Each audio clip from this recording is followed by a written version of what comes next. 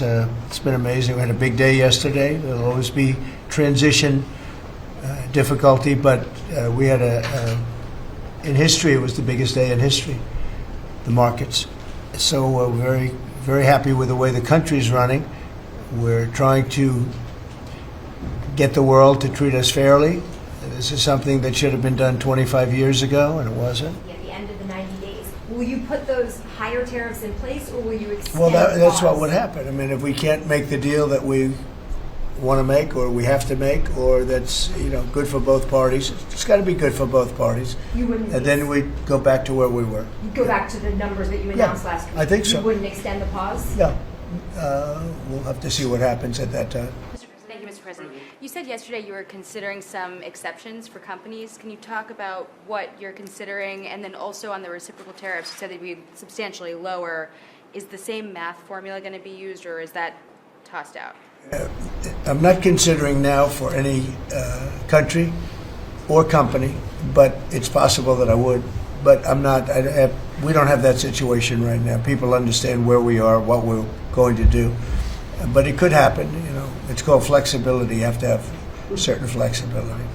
Mr. President, on the 10% tariff, is that a basement? Is that the floor? It's a baseline. Can countries negotiate that to bring that It depends down? on what they're adding. Some countries we have massive deficits with, or they have big surpluses with us, and others it's not that way. So it depends. That's why it's really they're all different. Every country is different. Some have certain advantages that others don't have, and certain things. We have China has a surplus of $1 trillion. I mean, the numbers are crazy, and others have basically no surpluses.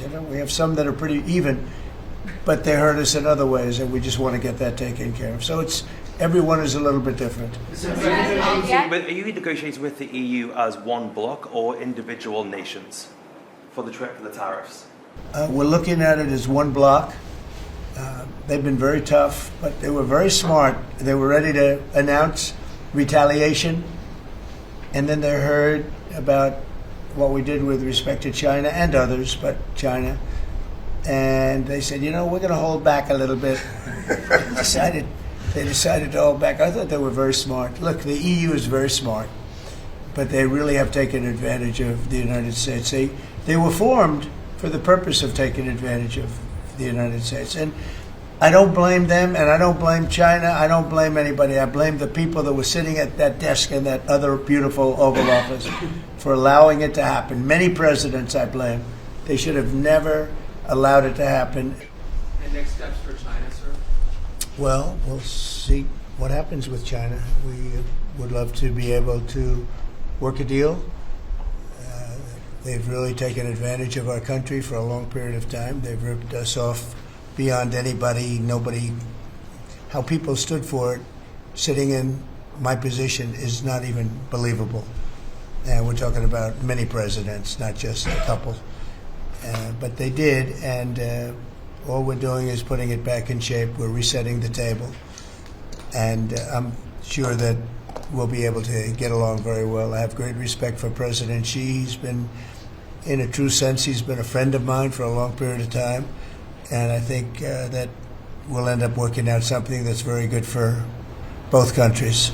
I look forward to it. Mr. President, China retaliated today by reducing the number of American films that can be shown there. What's your reaction to them now targeting cultural exports from the United States? I think I've heard of worse things.